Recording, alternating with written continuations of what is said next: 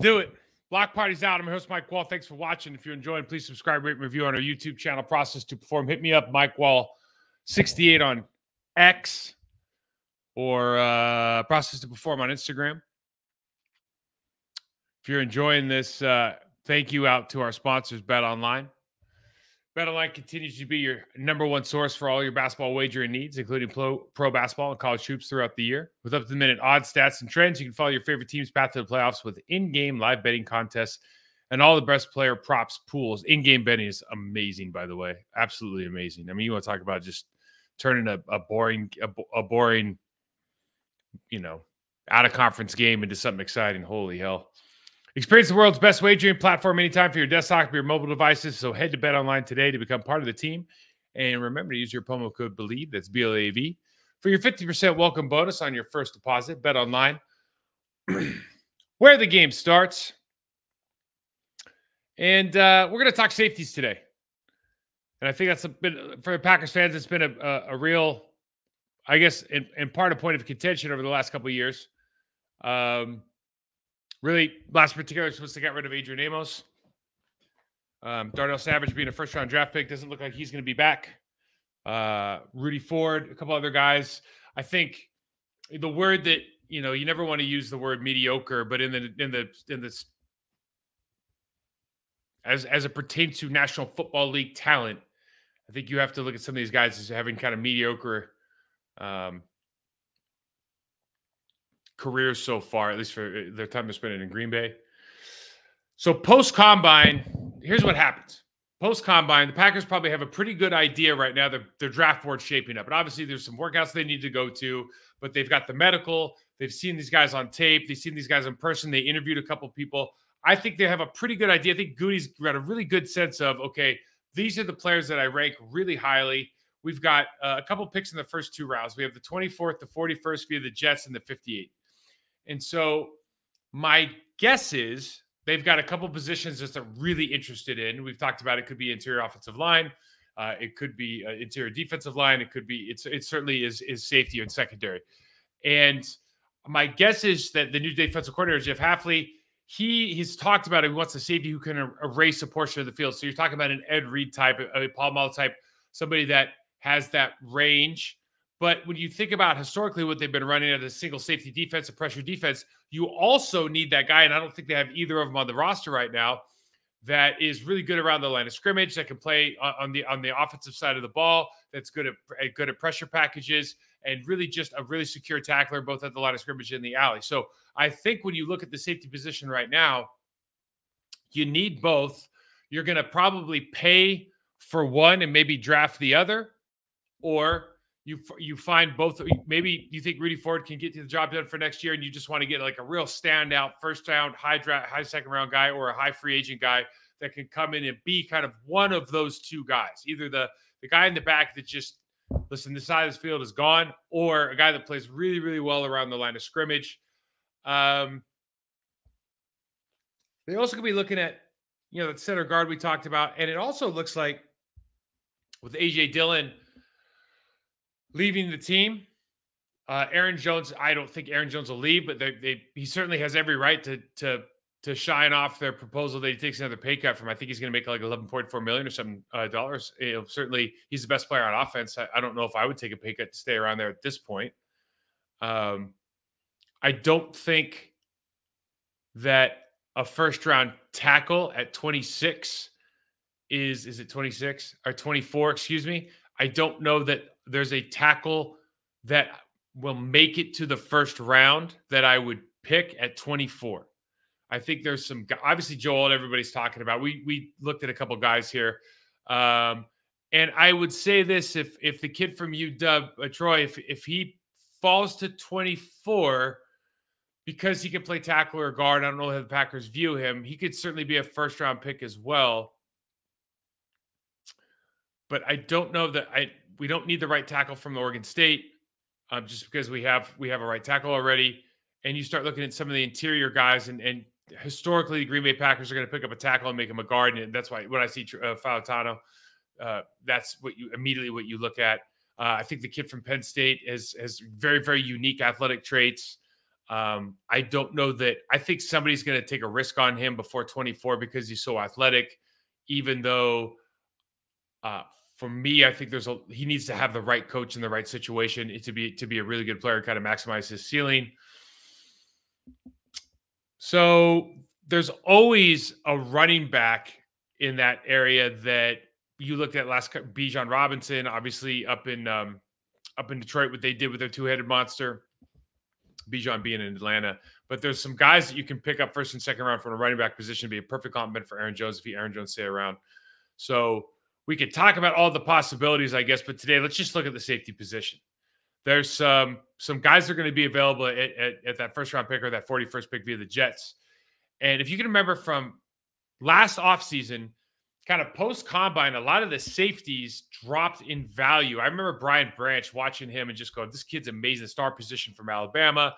But his 40 wasn't quite what everybody thought it might be. There's a couple guys like that. And so their value dropped, even though you turn around and go, what a great pickup, obviously, for the Detroit Lions. And some of those other guys have went on to have really good, I think, first years and going to have these great careers.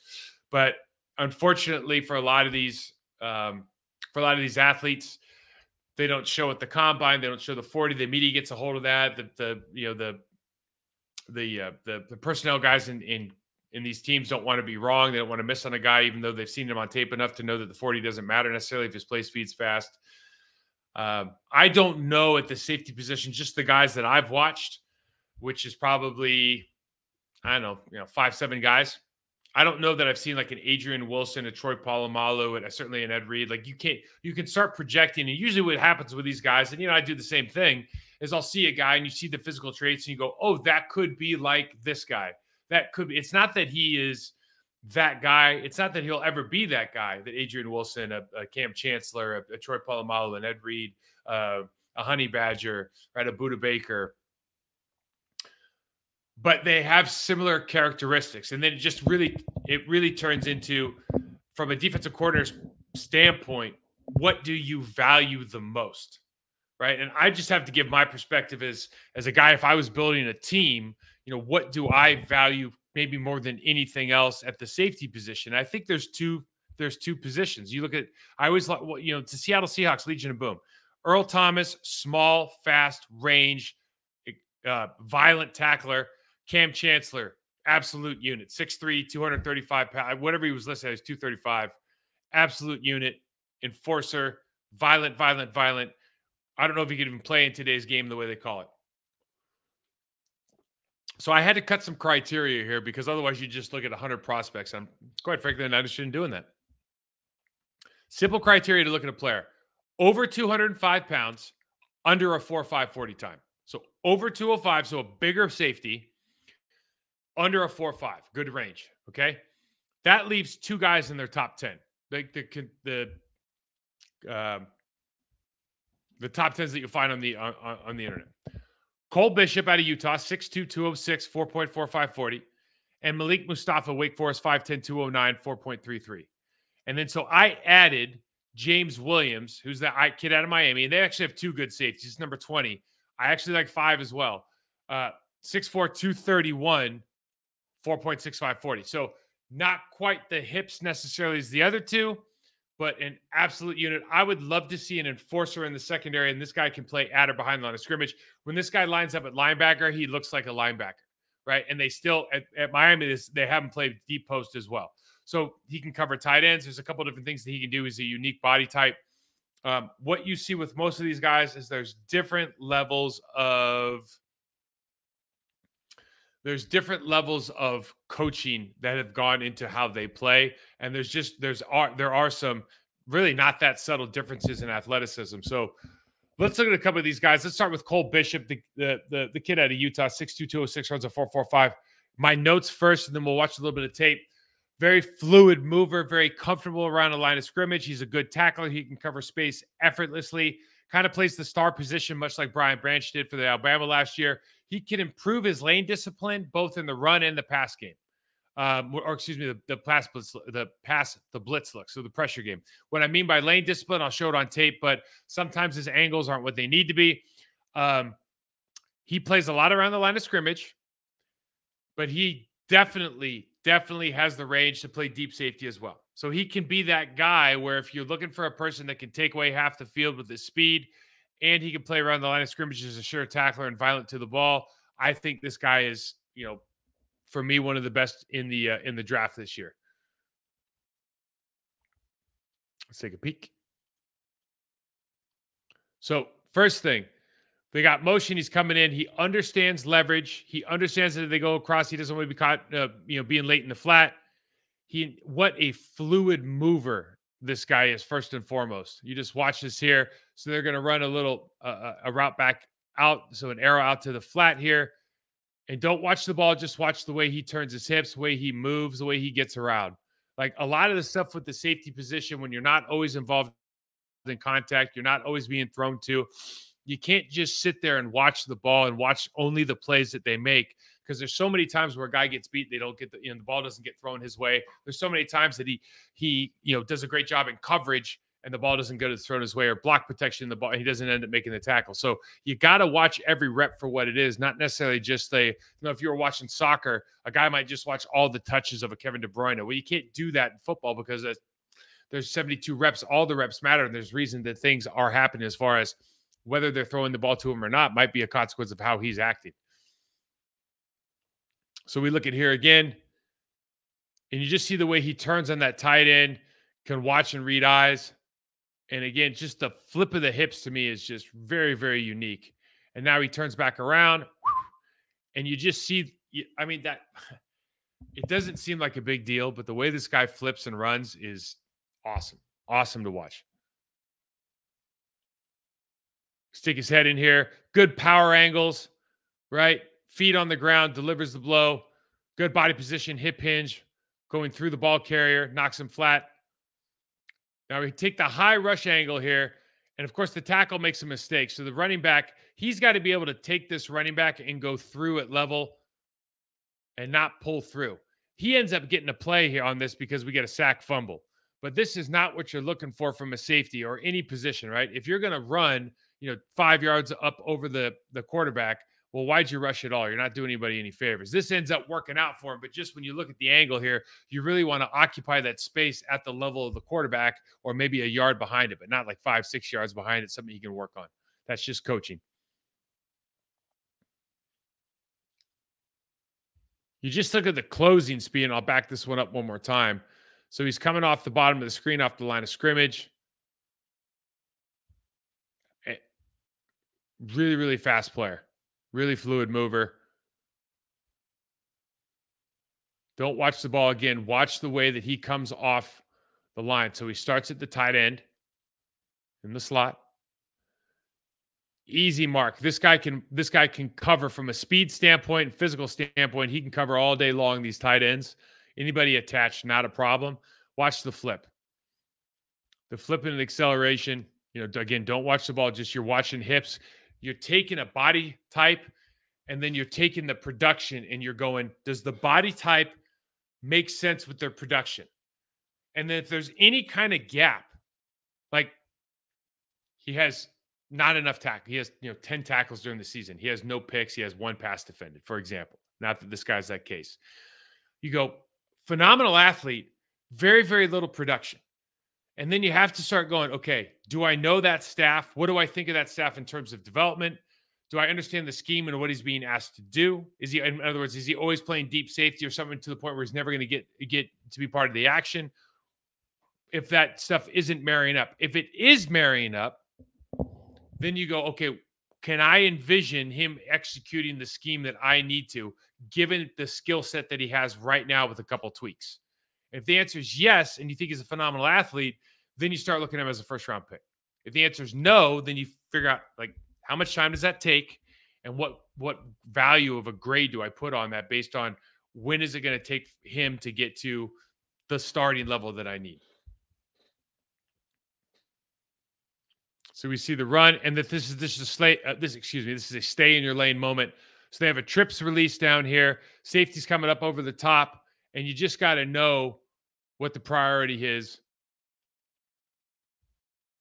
as far as he tries to undercut this, run with the guy. He got caught watching. A lot of the safeties in college get caught watching quarterback's eyes, especially in doubles and trips looks, because they're always looking for that second guy to come over across their face. It happens to here. It happens later on with Mustafa. You have to be able to understand and key the routes before the snap. If you are watching the quarterback's eyes, you have to be able to watch him while playing full speed. You can't get caught stepping or get caught looking. Obviously, you see if a defender blows this here. Now you look at just the drive here. This receiver's not doing a great job of challenging leverage at all. This is an easy play for a guy with fluid movement. But he certainly has it in spades. You know, he can pickpocket whenever he wants there. Really, really talented guy. Now, we talk about improving lane discipline. What you could do versus what you do. Come down a little bit harder. Now, he ends up taking some guys out here, and this is phenomenal. But when you rush upfield, quick thing here. This is kind of fun to talk about, all right? So if I'm the safety coming up top and the back's offset the other side, 9 times out of 10, they're either taking the inside handoff, right, to go straight downhill, or they're coming across my face, so they're going to enter into the B, the C, or the D gap. So as the defender who's got outside contained because I'm coming off the edge now, what you really have to understand is if I go high, I could run myself out of the play. And what I really want to do, because they're not going to hand the ball off straight across in this formation and have him try to run outside the numbers. So what I really want to do is I want to force this guy back at the line of scrimmage so I can really create that pile at the line of scrimmage so that my defensive end, my defensive tackle, the backside contain. This guy has to stop earlier. He can't shift underneath me. And when he has to slow down and change direction, that's when my guys catch up, right? He's a little bit high here, but I do like the way he brings on contact.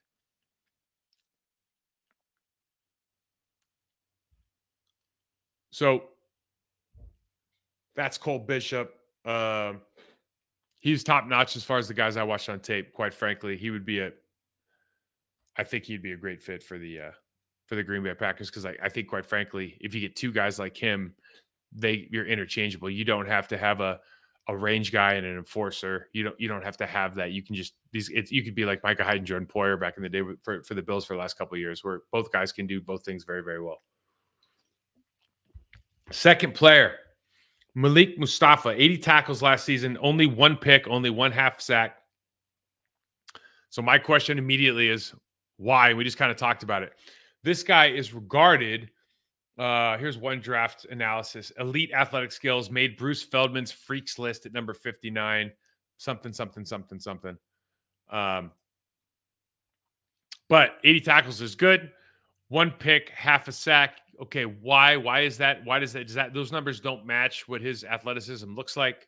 I think when I watch this tape, for me, my notes are he has great range, but he has not been coached at an NFL level at Wake Forest.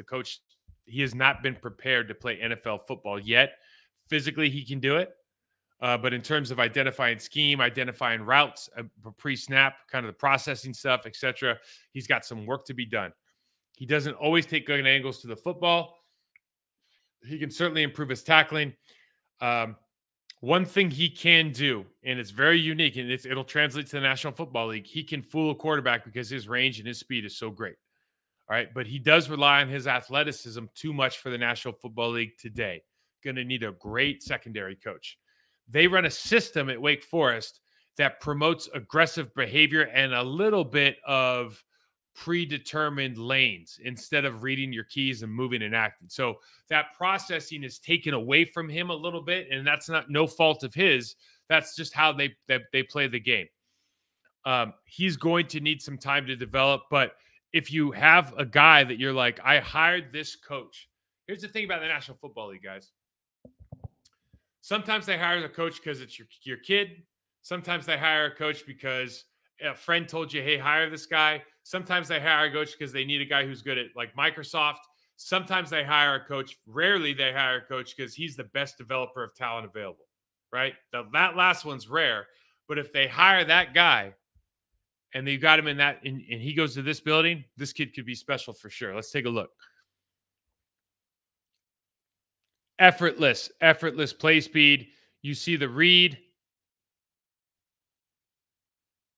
Just comes down and just the way this guy moves. So this is interesting. So they're kind of playing like a 3 safety look, but really this guy's going to rob the middle. and he's already predetermined to come down. So you look here with the handoff, he's teeing off the running back, and he feels like he can play it inside out because he's so fast. He gets caught up in the wash a little bit. So you don't know if you love the angles, but you do like the fact that, like, when you've got guys that are really fast, they kind of see things differently than everybody else. And so I don't know if I think anything about the angle he took other than it just shows that he's a really, really fast guy, and he feels like I love the fact that he tracks inside out.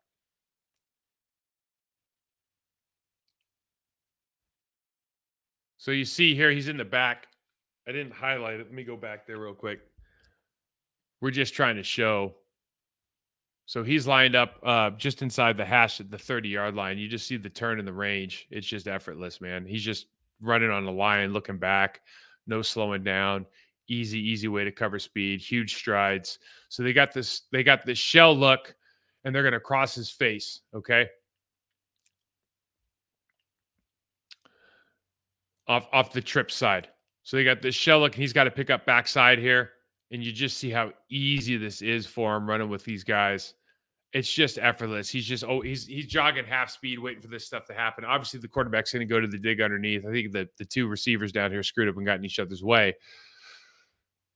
But having said that, it's just so easy for this guy to cover deep. He's just got ridiculous range.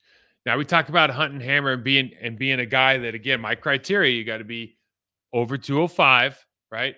And under a 4.5. And that's exactly what he is. He's 209, runs a 4.33. So you want to be able to come down here when you're on the goal line and just, especially right now when you already got a guy hanging on. I don't want to hit him with my chest. I want to hit him with the top of my shoulder pads. I want to run through this block, and I don't want him to gain into the ground. I want to see a guy just absolutely get demolished here and lay flat for no gain after contact. And he ends up kind of rolling him around. He doesn't actually get into the end zone here, so we'll see the next play, but I'm not thrilled about that. Now we look at, he's coming off the edge. He's right in the middle of the field on the 5-yard line. He takes that angle. You want him to take the tighter angle off the backside of the tackle for the same reasons we talked about. We go back to the start of this play.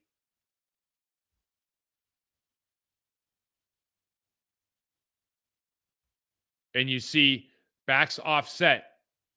Okay, so if they're going play side and those are going towards the back with the quarterback keeper, I'm sure they know this already given what they have over there in that bunch look, then he's got to know I got to get to that flat position, and then I can always work back off the line of scrimmage. I don't want to go too high and have to track backwards. Right, so we can improve the lane discipline a little bit, but you just see the speed, the closing speed ends up making the play here. Again, this is a great college play. For the NFL play, you might need to get a little bit better just because of the speed of the players as far as angles. Now, we got man coverage across the board. We're rock and rolling the safeties. Okay, so they're starting off in a 2. They're really going to drop to a single high. You see what happens here. So we got the dig, we got the curl, we got the crosser on the inside of the trips. And you just see the range here, man. He just gets all the way over from hash to hash, almost picks this ball off. So again, we're at the hash mark, top hash mark at the 50-yard line. And they're all in man. And you just see he's reading the quarterback's eyes and trying to play a robber or a lurk position right now. And just he gets across the hash mark in the time that ball's thrown. Speed, man. You can teach it, but the old adage is you can't teach speed, and this guy's got a ton of it. Want to be the hammer, not the nail here. And I think this comes up a couple times when watching this guy. I don't know that I love his tackling. You like that he got in the way there, I suppose. But you want to see some improvement in the tackling, and then this one is unacceptable. So he's got the sideline to help him. He tracks near hip here. You either push him out of bounds, you make a clear tackle. And unfortunately for him, and this is the problem, right? He's in a bad position. He has him cut back inside for no reason whatsoever. And luckily the trailing tackler makes the play, but this is not a combo tackle situation. You don't give up the sideline as a friend, right? When you just try to knock the hell out of that guy on his near hip.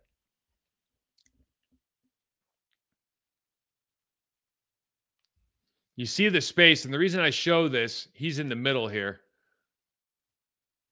So he's playing cover two. He looks like he's dropping to the middle. He's on the, what's that, like the 35-yard line almost in the middle of the field here. And you see he's covering this side, but you're relying too much on your speed now, right? You can't give somebody with an NFL style quarterback, that kind of space, because they're going to be able to throw them open, right? Once you get to level, you got to trust your speed and get a little bit closer, so you can close this gap, because this ball could be on a rope if you're in the National Football League. Now, again, this play ends up not being a big deal because he drops the ball, but from a discipline standpoint, from a footwork standpoint, but really maybe most importantly for the Green Bay Packers, who have had just trouble with guys tackling. I don't know if the Wake Forest guy, as talented as he is the right guy for the job right now. Don't know the secondary coach for Green Bay. Do know the secondary has been mediocre for the last couple of years. Jay Alexander had his worst season last year. I don't think that's anybody's fault necessarily in the building, other than Jair, whether he's injured, whether he's going through something, weather. But at his level, it becomes a lot less about coaching and a lot more about, where your head's at. But I don't know, just given Darnell Savage, given Eric Stokes, given all these guys and we'll just call it mediocre play, average play for the NFL secondary. I don't know that he's a guy that I look at and go, I want to entrust the development of first rounder with that room right now. Both personalities in the room, that might be part of it. And then obviously the guy who's running the room. So he's probably a no for me certainly in the first. Maybe he's that 41st, not the 41st pick, but the second round pick. What number did I have there? 58. And I'd only say that maybe he's a third round guy, certainly, maybe, but athletically, he's a first round athlete, but he's not a first round talent right now. Now we got James Williams. James Williams, the kid out of University of Miami. This guy is an absolute unit, man.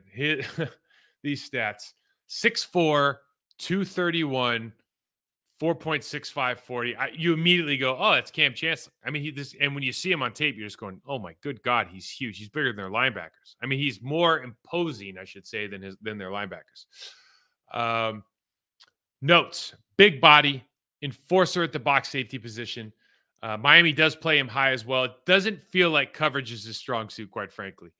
Not incredibly fast or explosive after watching the other two guys. So there's all kind of relative value here. He does have 30 pounds on these other two dudes, or 25 pounds.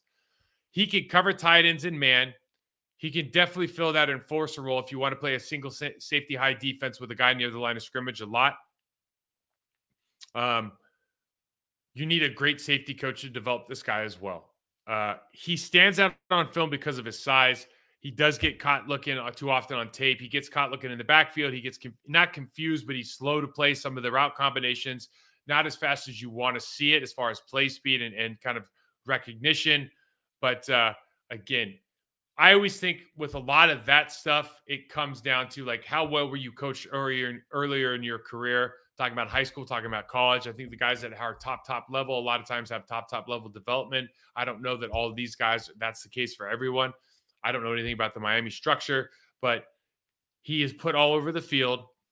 He does make plays. I say he's a tackler and a physical presence, like this is one of those guys where everybody starts knowing him because of the licks he puts on other people. All right. You just have to be able to deal with that and make open field plays against, the Percy Harvins of the world, the Bijan Robinsons of the world. You got to be able to bring that guy down, not only in the pocket, but also outside in the alley. So let's take a look at this guy.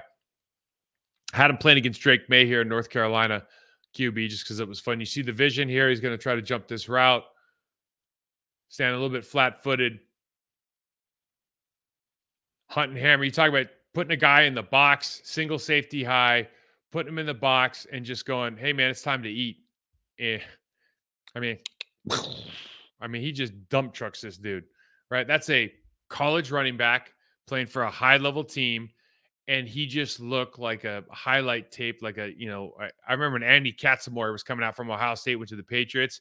There was this picture, man, they kept showing He was tackling dudes, and they were likening it to a deer hitting a train or a train hitting a deer. And this is how this guy looks when he hits people sometimes, man. It's like a train hitting a deer. So we just think about business decisions here from other guys. You want to have guys on the field that other people don't want to mess with. So number 9 tries to test him a little bit, and it's boom, punch, pushes him over the pile, right? These are the kind of guys you like to have on the field. They just have to come with the other qualities as well. I think he can match tight ends. You think you can put him in the slot. They're comfortable doing it. They put him in man coverage a lot. All these little out routes. Like the thing is, he plays off enough in this situation where the guy's probably going to make the play, but he's probably going to get the guy down as well. So maybe we tighten up his coverage. You put somebody behind him. He's certainly not going to play against a really true slot receiver, but you put a tight end in the slot, you got to feel comfortable that from a size standpoint, he can probably get up and muscle him a little bit. He does need to play a little bit better with his hands. We'll show that a little bit later. But you make this. They don't make this throw, but you see, like, he's in a position to make plays. The transition speed's not more than he can handle. So they got 4 shell across. They go out and up. Okay, we get caught peeking a little bit here in the backfield. We just saw this from the last from Mustafa. You get peeking, and you see here, dude, he's just in the wrong ballpark because he got caught watching the quarterback on the pump. In 22, unfortunately, doesn't have a double there where he could definitely have a double. Those kind of things. There's just a little bit of confusion, I think, a little too often on tape watching this guy. And then the last thing here we saw is the tight end kind of takes a double block look here. And in this situation, you're 6'4", 230 some odd pounds. You got to put 2 hands on this guy and really think about your block protection, right? This is unacceptable. You got to separate and be able to make a play here in the hole. It just can't happen. You didn't do a good job of getting your hands extended. You didn't step 2. You're not being able to step into this tackle. You're going to try to arm tackle and reach. Like, these are the things when you're talking about what do high-level guys do? Man, they're first to contact. High-level guys are first to contact. They're violent with their hands. They know how to punch and separate. They can win with their feet. These are the things that a lot of college athletes now, coaches will say things like, we don't have time for it. Coaches will say things like, the scheme takes care of everything. And really, you start watching these games, it's like, that play wasn't a problem if you're violent with your hands. And that play was called back on a holding call from somebody else. But that play is not a problem if you're not violent. You make a tackle for loss. You make a tackle at the line of scrimmage. If you're better with your eye discipline, if you understand their route combinations for where they're lining up, like if you spent more time on that, you probably don't get, got peeking in the back in the secondary, especially when you got the guy over the top in that particular look in the cover 4 when he gets beat deep. Like, there's no scenario where he's jumping the hook or the quick out. Like, it's not how the defense is run. So, for me, when I look at these 3 guys, and there's some other guys out there, obviously I think the top guy that everybody's talking about is either Javon Bullard from Georgia, 198 pounds, weighing a 4.47, or Tyler Nubin from Minnesota, 6'1", 199, runs a 4.6. Listen, these guys are all probably good. There's a kid from Washington State, 211 pounds, runs a 4.6, Jaden Hicks, right? He's probably a guy you could take a harder look at as well. Really good angles to the ball carrier. For me, we're kind of talking what's best case scenario. And best case scenario is like you have the guys that are fitting whatever that criteria is for you. And I think for me, it's either I think you want the fastest guy possible as long as he can tackle. And obviously when you think about Darnell Savage being, sub 200 pounds, and feeling that might be a kind of an issue in today's NFL now with the guy that needs to play closer to the line of scrimmage.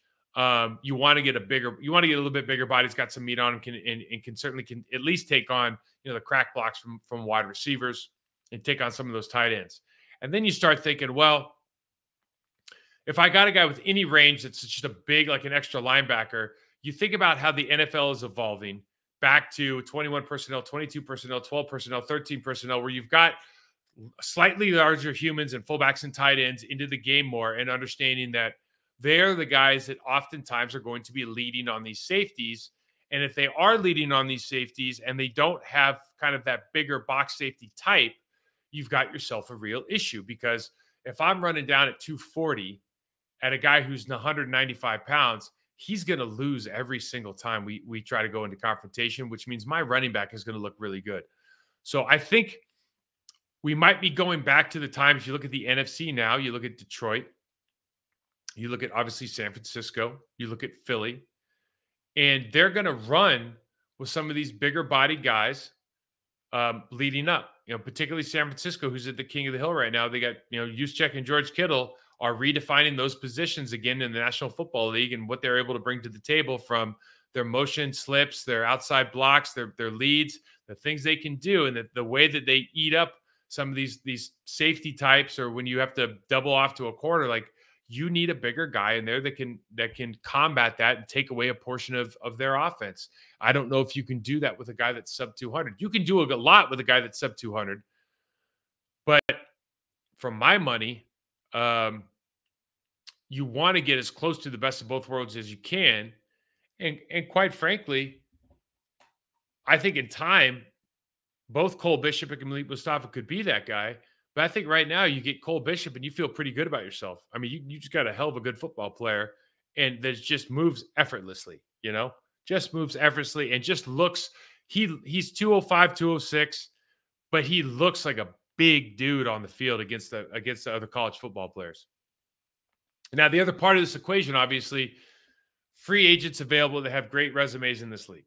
Okay. I love Quandre Diggs. I didn't know Quandre was as old as he was. He just got released by Seattle, him and Jamal Adams. Jamal Adams is actually always an interesting thing because he came into New York with the Jets. Right scheme, right guy, right coaching, right system, and was just awesome his first year. Just unit, right? Just use him around the line of scrimmage. Not a lot of coverage responsibilities. Put him in the pocket, put him in the hole. He loves violence. He's really, really good at it. Then guys started forcing him into coverage, and you realize, man, he's got a real blind spot. His coverage is not what it needs to be at all. Put him out in space. He's not that great of a tackler against shifty guys because he's always trying to, it's athleticism versus technique. But I love Quandre Diggs. Quandre Diggs is available. I think he's even going to be better next year. I know he's getting 30 years old, but you look at him, he got hurt, came back last year. He played high level. They release him. I think that's a value, right? Especially for a kind of mentor in that room. You got, I think Hyde and Poyer are leaving Buffalo. So those guys are obviously north side of 30.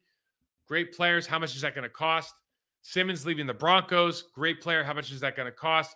All these guys come in immediately, have a major impact on the team. Again, for me, Diggs is kind of the top guy. I think I have some other numbers up. There's some other guys in here.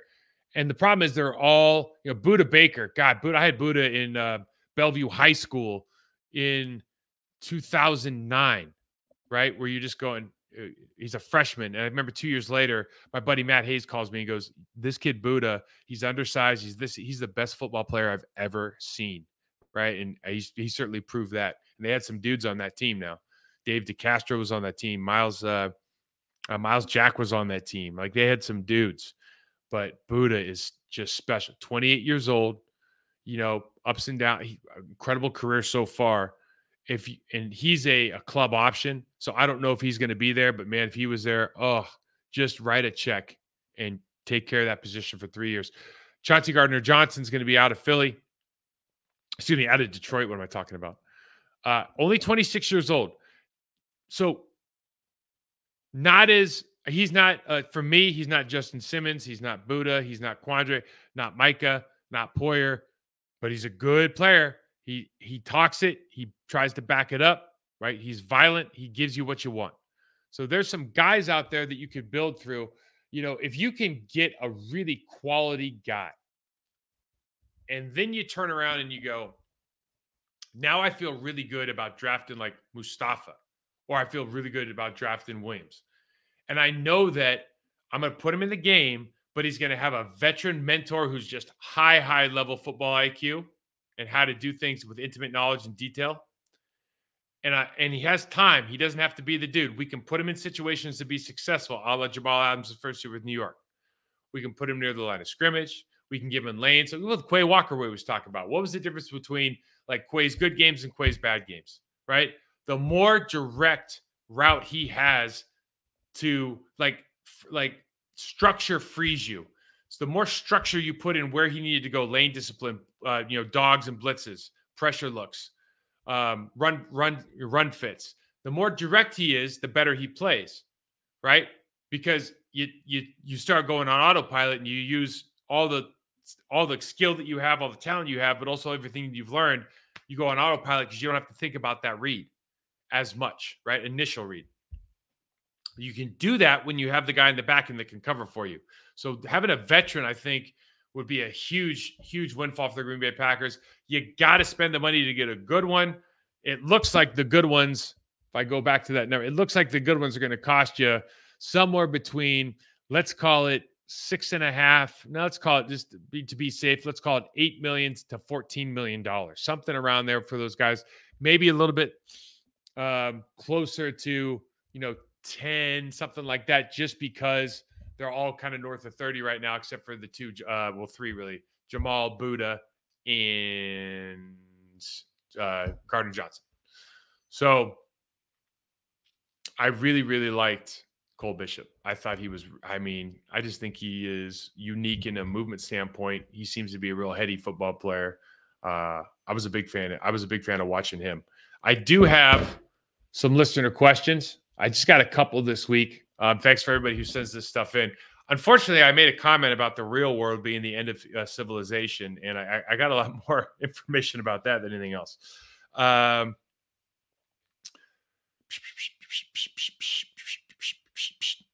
Ever consider going to the front office, Mike? Player procurement route? Thank you. It says I seem good at it. I don't know. Understanding how people move, I think, is really, really important to understanding whether or not what a guy's ceiling is. And I don't think they spend a lot of time with that. If you look at the criteria for a lot of coaching staffs or a lot of personnel guys, they have some criteria that when I watch it, I go, well, it doesn't really tell me anything I don't know already, right? So you're always kind of going into the lane that you understand. So if you don't understand human movement and just so that looks good, you just basically want to start from the feet up very simply and say, does this look elite or not? But I think if you can tie in, which I try to do when I look at these things, you try to tie in, how technically sound are they? Eye discipline, lane discipline. How does it look like they're playing fast in the structure of their offense or defense? I think, basically when you start looking at the stuff outside the physical, which a lot of people can get, even though they can't necessarily get some of the details in specific movement, I think it tells you so much more about a player. So if a player is like a technical master, I come out of college, like that tells me he's good technically. What else does that tell me though? That is going to help me for determining whether or not he's a good fit for my team. Well, I know he's professional. I know he has great attention to detail. I know he has a high level of resiliency. I know that he's curious. I know these a tape watch. Like I know all these things already. I might not know that about another guy who's a great athlete, but I know it about the technical guy. And so it's easy for me to just take some things on assumption now. And I know he's receptive to good coaching. And I know he probably holds a high standard for himself. So those things already give me a leg up on everybody else just because I'm looking at the right thing. Right? I'm looking at the details of how this person moves, how he interacts, how his technique works, how his skill level is. And once you kind of start figuring out and looking at it from that standpoint, I think, nothing's easy because there's so much of personality and motivation that you have to learn and dig deep and see, hey, is this going to be a personality conflict? What is that going to look like? Is the juice worth the squeeze kind of thing? But I do think there is something to the process of which we go. Some teams are going through that now. Maybe isn't as like efficient as it should be because they've been doing the same thing for so long. And all they're doing now, just so everybody knows, is like when you throw in the S2 or you throw in like the relative athletic score, like all of that stuff's great, but it's just a glance. Like it doesn't get down to like, you're not changing the fundamental of how you look at things. Like, are you looking at their process or are you just like trying to see if they're a good athlete? Like you have a box that ticks for like aggressive behavior, or you actually try to figure out like from a process standpoint, are they doing things the right way? Or are they just a really good athlete, or are they just in a really good scheme? Like how they do things really, really matters. And I don't know that a lot of people do that still. This is interesting. I'd be curious to see how much you would have to eat and the kind of workouts you would do, not only to keep the muscle and fat, thanks a lot, but also be able to play a full game. Uh, so good question. So here's the short answer: 7,000 calories a day when I was playing. Start off the day with 2 pounds of ground beef and some hot sauce. So a lot of it was protein. Um, as much lean protein as I can eat. So as much lean protein as I can eat, and then the next most important thing is carbs. I always thought about fats as let's not have like dairy fats. Let's not add, we can have like nut fats like almonds, peanut butter, etc. Those are really good saturated, unsaturated fats for you. But excuse me, but you're going to get most of the fats you need out of animal fat, right? And then you can, obviously you eat a ton of fish, all that. You get all your fish oils. You can have, that omega-3/6 ratio. You can make sure that you're good with, and you do some blood work to figure that out. But really, the rest of it is going to be like, if you need to maintain or gain weight, the hard part is the carbohydrate is it fills you. It makes you look fuller. It's not going to help you cut if you're trying to look good. But what I found one year that I restricted carbs more than I should have, I was down in Carolina. I couldn't hold water weight during a hot day. Like I was getting IV twice a day during training camp down there. One, because it's ridiculously hot and humid down in Wofford, but two, because quite frankly, I was too lean. At that point, I was like 15% body fat as offensive lineman. And like, it was just really tough for me to keep weight on. I was losing over 10 pounds every practice. I didn't have enough cell volumization through the carbohydrate meal. I was always like too dried out. So that is a problem. But yeah, it was a real stretch. And then workouts, I just always make the comment to my training partner, my best friend. Man, it's like, man, if we would have had social media back when we were doing what we were doing, because we were doing a lot of, strongman lifting. We were with Mark Philippi, world's strongest man competitor. Like in the off seasons, we were lifting with him all the time. We set up obstacle courses on Wednesdays that, like, you just look at them now, like, what are these guys doing? Just nutso stuff. We used to do the wrist rollers until the calluses would tear off our wrists and to start the off season, or not our wrists, our hands. Lot of heavy lifting, a lot of work, 2 sessions a day. We would go for 3 hours in the morning, and just, when you find that, if you have a partner that you just pushes you, I got pushed myself hard, but if you find that dude who's like you're equal in like nut craziness and just desire and intensity, and I found that guy in Ryan Claridge, call him Coach. He just pushed me every single day. There wasn't a day where you could take off. And we would get another guy there, and we would go do stuff like they had the 250-pound kegs that you had to, clean and press the kegs. And the deal was with Mark Philippi back when we were training at UNLV, would be like, hey, if I got a guy who's an NFL prospect, I want him to be able to come train with you. That was like the price we paid for being able to train there. And we're like, no problem. Ryan was one of those guys. That's how we became friends. But initially, I would go out and I'd take the keg, and I would just start doing keg presses at the end of the first workout until he quit. Because it was like, I got to test you.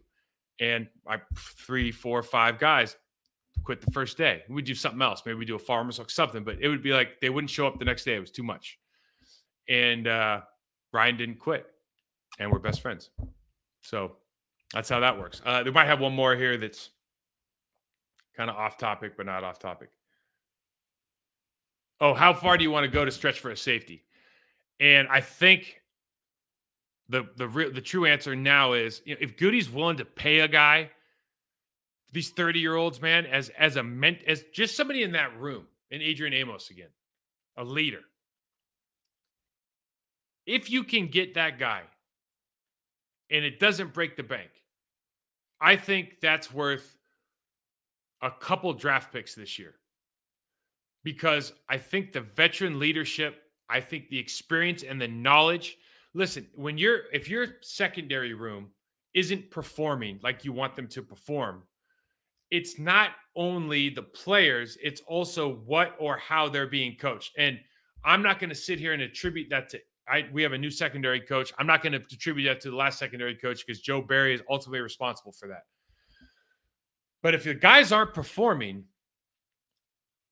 what's obvious in the National Football League is players, like, I learned more from Frank Winters and Jeff Dellenbach than I ever did Tom Lovat. And Tom Lovat was a good coach in the National Football League, but like you learn from the guys that are older doing it, give you these little like, hey, make sure you're doing this. Think about this. I saw this rep do this. Put your foot. That stuff from the player resonates because they're out there doing it. They're giving you some intimate details. Like it's almost like they're telling you a secret that nobody else knows. So that stuff helps, I think, develop younger guys. If Stokes stays around, some of these other guys are 24, 25 years old. Like it helps develop those guys at a level that you could bring a really, really good secondary coach in.